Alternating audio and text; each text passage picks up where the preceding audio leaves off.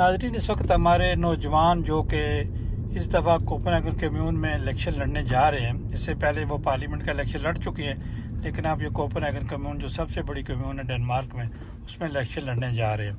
और आज 14 अगस्त का दिन भी है। आज पाकिस्तान एम्बेसी में ये मौजूद थे। अशम, आप क्या कहेंगे? जी, सबसे पहले सबको क्या मैं हैप्पी इंडिपेंडेंस डे, सबको कंग्रेचुलेशंस। आज का दिन मेरे ख्याल से काफ़ी एक अहम दिन है, क्योंकि ये वो दिन है जो हम डेनिश पाकिस्तानी को वो रिमाइंड करते हैं कि हमारे रूट्स कहाँ से हैं।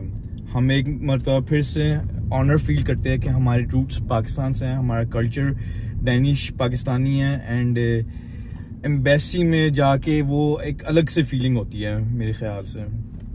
तो मैं तो बड़ा खुश था। आज काफ़ी अच्छा इवेंट रहा है, काफ़ी अच्छी परफॉर्मेंसेस, बच्चों नौजवान भी आए हैं, उन्होंने गाना गाए हैं। एंड काफ़ी एक इस बार भी खुशी है कि क्या मैं एक अलग किस्म के क्या मैं सेगमेंट के पाकिस्तानी भी आए थे, अटेंड किया था। क्रिश्चियन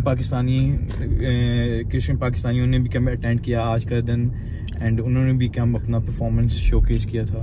एज ए सियासतदान आप क्या समझते हैं, आज का क्रेडिट कम्युनिटी को और सफीर पाकिस्तान की टीम को जाता है? बिल्कुल, ये क्रेडिट तो बिल्कुल है क्या मैं पाकिस्तानी कम्युनिटी के जो मेन एसेट्स मेन लोगों की, एंड पाकिस्तानी एम्बेसी का भी बहुत मैं शुक्रगुजार हूँ कि उन्होंने इनवाइट किया है।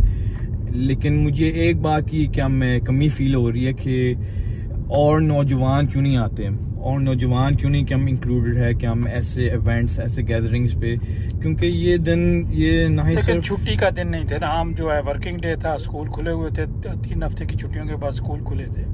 बिल्कुल, ये बात भी है, लेकिन उसके बावजूद भी काफ़ी लोग आए थे। एंड मैं सिर्फ ये देखता हूँ कि जैसे मैं क्या हम यंग डेनिश पाकिस्तानी ऐसे इवेंट्स पे आ रहा हूँ, मैं भी चाहता हूँ कि और भी लोग ये एक्सपीरियंस करें और ये सेलिब्रेशन में हिस्सा लें। नहीं, आपको नजर आ जाएंगे जब इलेक्शन होंगे इंशाल्लाह।